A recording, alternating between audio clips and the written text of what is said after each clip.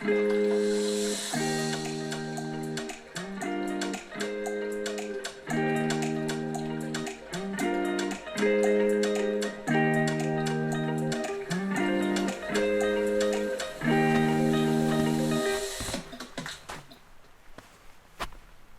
the valley, isn't it? Quite the view. I don't know if I was picking up in the camera clear 10 this far back or not, but that is, if you want to Google that up, back there is Mount Meager. Meager Mountain is a volcano. Actually, if you want to Google up, I think it's the Meager Mountain Slide. A few years back, a huge chunk of that mountain blew right off, and it made the national news. It's quite the episode right up there. And it's popular, not popular, but there's goat hunting up there. It's a goat draw, so it kind of makes you wonder, you go mountain hunting in these places and on a mountain exactly like Mount Meager, and then all of a sudden one year half the mountain falls off. That'd be kind of crazy and unfortunate to be there when that went down. And for anybody that's curious, since we're on this topic, that time that I was chasing wolves, chopping wolves, was straight up that valley on the right hand side in the timber, about 5 miles up, and that's where those two things are beating on the trees above me. It was like minus 20 something out. That was where that happened, right up there. Just saying, for the curious. Emails just flying in. Emails just never stop. It's amazing what when you give the power and the attention back to the people, it's amazing what it does, right? Like I mentioned this earlier. I hope everybody sees that and understands what I'm putting down. A lot of the social media platforms, which are basically dominating the globe and controlling what people see and say, it's so bizarre how simple it is. You see, they are nothing without you. So when you use their platform, you give them your power, right? And they get everybody's power accumulated into their pocket, and they turn around and they use that power, your own power, to abuse you and suppress you. How bizarre is that? But the thing is it is so simple to take the power away from those dark bastards. All you got to do is stop using their platform. That's it. It's that simple. It's, if you decide to, you can chop them off of their power, just like that, right? You should almost do that sometime out there, all you. Challenge your friends. See if you can drop that dark one, that Twitter one. Drop it for a week. Drop it for a month. Just drop it. See how it affects your life. What's your life like without it? Just do a little experiment and see if you can make that little challenge grow. That'd be pretty interesting to see, and it would guarantee you it wouldn't be a bad thing to do, right? Until the good guys come up with safe platforms for the free people of the world to have free speech and not use it to manipulate you or suppress you or steer you politically to where they want you to be, to what they want you to think, what they want you to say. See what I mean? Okay, before I get going on that tangent, let's see what some more of our people need to share here with everybody. Hello, Steve. Lee slowly again. Silverdale, Washington. I think it's important to let you know of another Sasquatch visit in the late 1970s. Your channel has helped me to remember stuff from years past. My last writing to you was off the site where I saw the Sasquatch tracks along the Buckhorn Wilderness Ridgeline. Vert soon. My intentions are not to put myself in danger, though there may be some danger to acknowledge. I am planning to go back to those areas this winter. To me, they are not so much to be feared. As you say, they could kill anything and have mostly chosen not to kill humans. They seem to be a curious mixture of fear-imposing, unlinked to known science, subhuman anomaly. They have ancestral fortitude. They skillfully elude us the world over and in places it is most wild. Today, remember this. Aside from the ridgetop footprints in the mid-80s, I had another issue in the late 70s as well. I was intensely interested in the whereabouts of an elk herd on the Olympic Mountain, Enchanted Valley. I think I was 20 at the time. One evening, sometime around 1 p.m., mid-September, 78-79, I decided to go find the elk. I knew it was late. With a lead foot, I had a good idea I could make it to Hama Hama Road off Highway 101 in an hour, 45 mile anyway. Location, Hamahama Drainage, FSRD 25, which dead ends at a washed out forest road 25. The washed out road / trail continues for 3.5 miles to the end. I packed my pack with the minimal sleeping bag, water, bit of food, then I was off. No burnt rubber, just juvenile driving. From home, I got to the road / trail end of the FR 25 in 2.5 hours. I intended to head due north to the top of the Mount Stone for the night. In the morning, I'd head to the Enchanted Valley, arriving by midday. The trip north was off trail and arduous. It took me about 3 hours to get halfway to Mount Stone. It was getting dark and I knew it was too late to make camp. I pulled up my sleeping bag and decided to sleep directly on the east-west dirt path. You slept on the path? That's a big no-no, man. You don't sleep on the trails. Ever. For all you, just so you guys know, it just kind of makes me think. When I am out there, up north, wherever, when I'm remote, sleeping in the mountains, sleeping in the bush, and I'm possibly spike camping, which is you just go, well, we're going to sleep here. Always sleep on the downhill side of the main game trail. Always. Why? Because at nighttime the air cools and the air sinks. Okay, so all that nocturnal those nocturnal predators using that main game trail, which I call the public highway, because all species use it, they're going to go straight down that public highway, and you could be even 10 meters off the side of that trail, and they're not going to know it because your scent's sinking down. Now, if you sleep on the trail, you're going to get hit by the wildlife train. If you sleep above the trail, your scent is non-stop drifting onto that trail, and every single animal that goes downwind of you stops dead in their tracks, and they know you're right there in your tent in the darkness, a helpless human being. All right, sorry for getting off track, but I thought that might help a few people out there, possibly. I thought about that decision a bit, decided that the risk was minimal, that I'd feel and hear anything approach. Path being better than on a mossy side hill. Besides, I had my Smith & Wesson 22 Magnum WMR to persuade any would-be visitor. That night I did have a visitor. A thud was clearly audible and fairly close. I was not really sleeping. I grabbed my 22 mag tightly, held it at the ready, close to the opening of my mummy bag and next to my ear. It was cold. The noise persisted, so I nervously yelled, "Hey, get out of here! Beat it, bears!" A minute or two later, "Hey, get out of here! I got a gun!" Then I listened to stillness, no sound, a slight intermittent breeze, noticeably quiet. The stillness made me nervous. It's like when the breeze is a slow and steady noise, and you can contrast any other noise amidst it, but when it's dead silent, the feeling is, what the hell's happening? I don't sleep much, maybe not at all until morning. Dawn creeping into the darkness, and it began to rain. I stayed in the bag for a bit and then quietly got up. I never knew it was out there with me in the dark. The thud was not a deer or an elk. I do not believe it was a cougar nor a bobcat either. I did not smell anything. The slight breeze was uphill from my right toe and according to my left head. The thud was up trail to the north and to the left of my head, directly in the breeze path. Go figure. Your best laid plans, you think you have the environmental things figured out, and then it changes in an instant. Like sitting around a campfire, smoke going up for a while, everyone's happy telling fireside stories, and in an instant the smoke's in your face. In your face constantly, so you move. The smoke goes up again, so you move back. Just seconds later, it's in your face again. Go figure. You cannot predict where the thud in the night is going to come from. I didn't think the thud was any cat. Sure as heck wasn't something there in the dark, making that thud with shuffling noises. Dawn coming, I thought about what I was about to do. Questioned the thought of my soaking wet trip. Forgot my rain gear. Oh, that sucks, forgetting your rain gear, man. When you forget your rain gear, it rains every single time.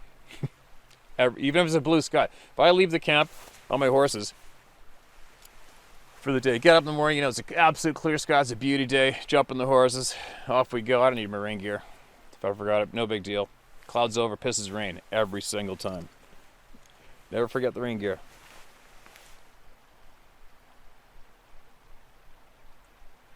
Common sense prevailed. I quietly packed my stuff for home. The forest was still abnormally silent. I kept my 22 mag in hand all the way out, reaching my 72 Dodge 4x4 around 6 a.m. Steve, I think it's necessary to ask you for some advice. I'm going back to the Wander Wilderness this winter with some friends sometime soon. I don't have an imminent fear of these Sasquatches, though I have a healthy respect for them. I know from the stories you tell of the past, I've been extremely near one or more of them. On another spur-of-the-moment hike with friends, we went to Lena Lakes, deep in the Olympic wilderness. We walked many miles up along a ridgeline into old growth for a couple miles, then descending to the first lake. Camp set, fishing for dinner was next. All four of us caught plenty. Mark had brought his float tube and was out in the middle of the lake, shore fishing for the rest. Mark cast his lure out and did not see what was going on. An eagle drove straight into the lake 30 yards behind him. An incredible view for me. It scared the shit out of Mark. That bird then emerged from the water like a beast, emerging shoulders first, wings bent, and head curled downward, and dragging the lake with it. As it emerged, shook off the water, and gained flight with what looked like a 5-pound trout in his talons. That night we were yakking fireside, telling tall tales and stuff of the day. Silencing all of us was a loud curse splash out in the lake. Everyone jumped and ran to the lakeshore. It sounded different than the eagle, more like a boulder thrown. We were all on high alert. There was a rocky ledge at the north end of the lake. We figured a boulder slipped into the lake. Oddly, the wake seemed to be coming from the middle of the lake. Dismissing all else, none of us guessed what it really was. I now know in my mind it was a Sasquatch. I know this because of what we found on our way out as we skirted a deep-sided narrow ravine. We were taking the same route back. The trail led down into the old-growth timber and through a beautiful, very steep, open, and park-like area.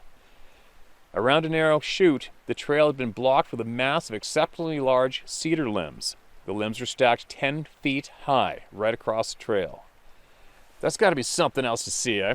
A 10-foot high stack of green boughs wall. That's a lot of frickin' labor. That's a lot of work to do that for a human being.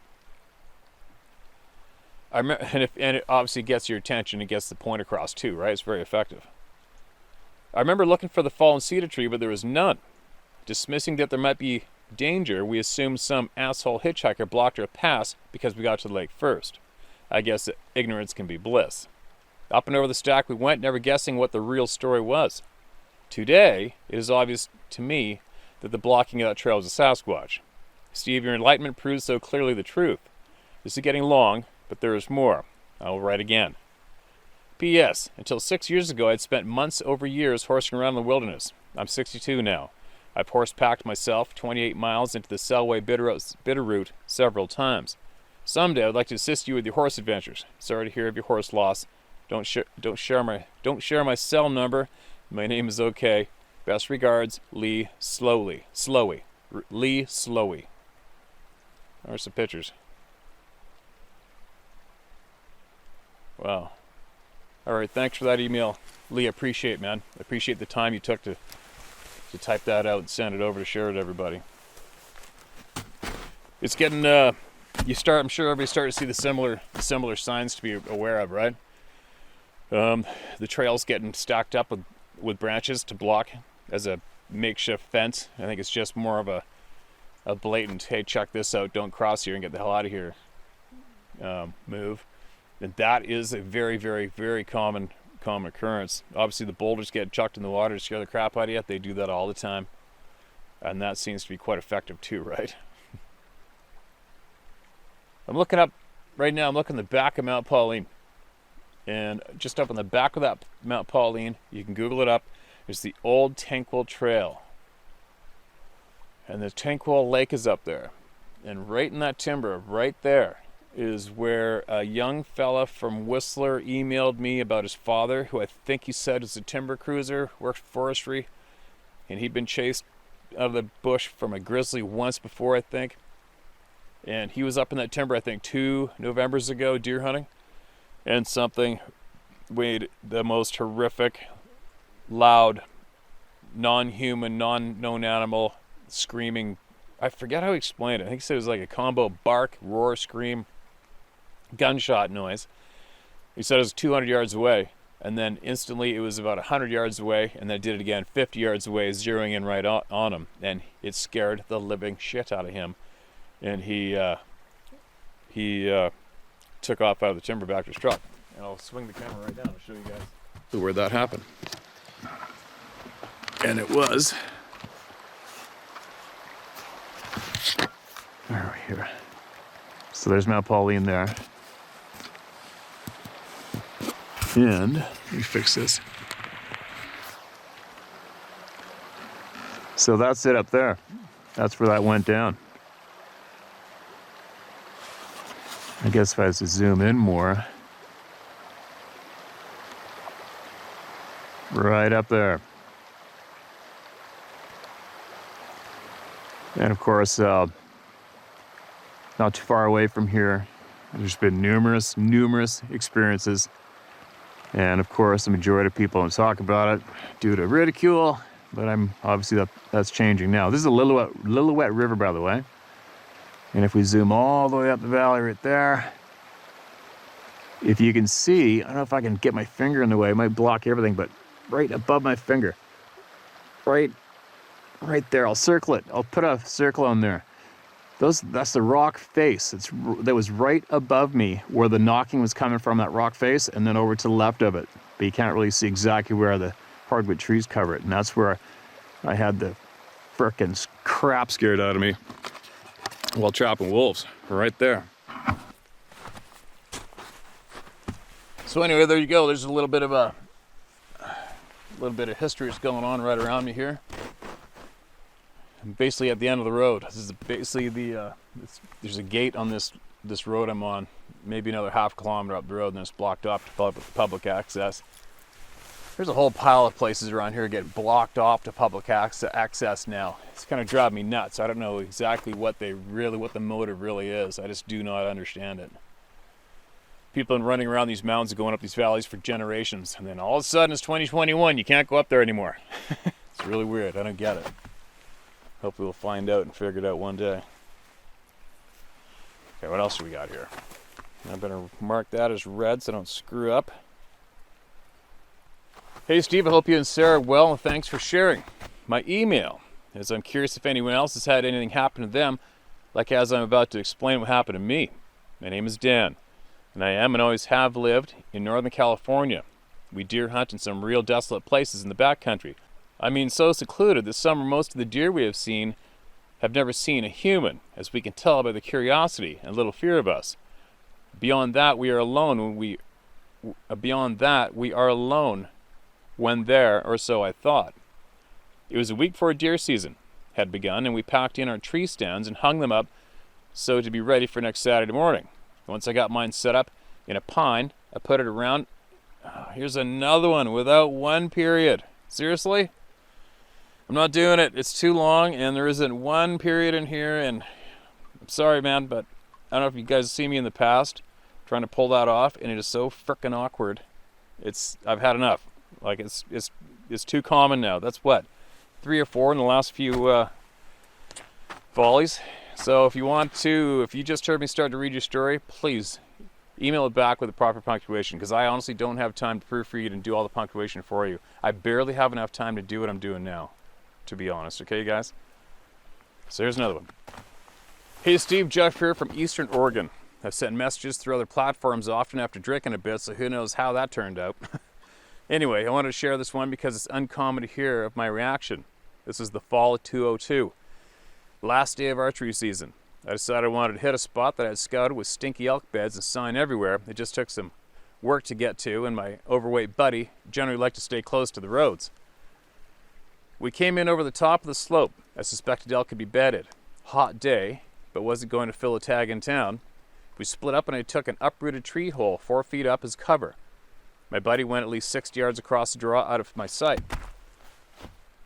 Within minutes of sitting, I realized I was in dead silence, so much so that I started digging around on the walls of the hole looking for insects, signs of life.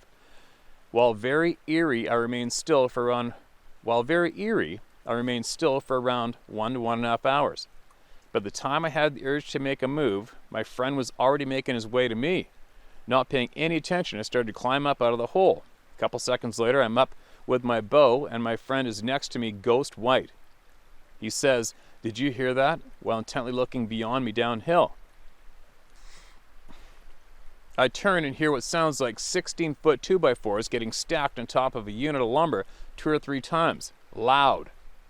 I say that, he disregards. I focus downhill again, and I met with the deepest, most powerful growl my mind can imagine. I'm telling you, I immediately know we are in the presence of a monster. In other words, if a 20-foot tall Godzilla had stood up, I wouldn't have been more startled. Within 5 seconds, we are flanked by heavy stepping 30 yards. Within 5 seconds, we are flanked by heavy stepping 30 yards out. It's fight or flight, and I'm too scared to run away. I clutch an arrow in my right hand and charge towards stepping because I already thought we were dead. I'm keeping pace with it, stopping every 25 yards to scan and refocus as I couldn't see anything. This goes on for around 125 yards, and it strikes me that I left my buddy. He's trailing by 40 yards, and just terrified, so I snap out of my chase and decide to get us to the Jeep a half mile away. Nothing like watching your back and retreat. Nothing else happened. We don't speak anymore, and honestly we hardly ever did about this day. I often wonder what he's seen or heard before me. Anyway, I just thought you might find this interesting, as I did actually aggressively try to defend our position, or at least for a little while until he smartened up. Something tells me that they still think of me of being that idiot who is too stupid to take a hint. You can use my name, Jeff, White Baker City, Oregon. Thanks, Steve. Good, thanks, Jeff.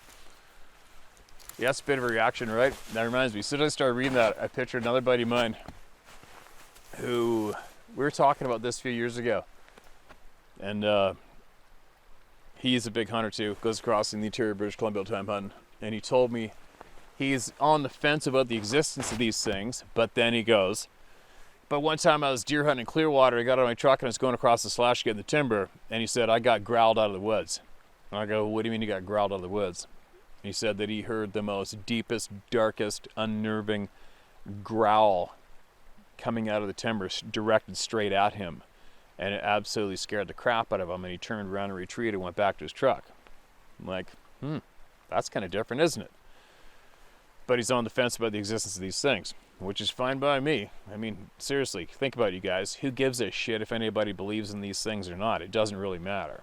This is all about the people who have experienced these things, or the people who understand that people don't lie in masses, and they want to know and learn about these things, so they have the knowledge and know exactly what to do or what not to when they've got these creepy feelings, or they see them, or they know the signs, which are all getting shared here by everybody else, right? It's funny how many people I've met who have seen something odd, but they don't believe it. I got another neighbor down the valley here, and they, big hunter, had horses and stuff, hunted horses, and we're talking about it, and he goes, yeah, I don't think they exist.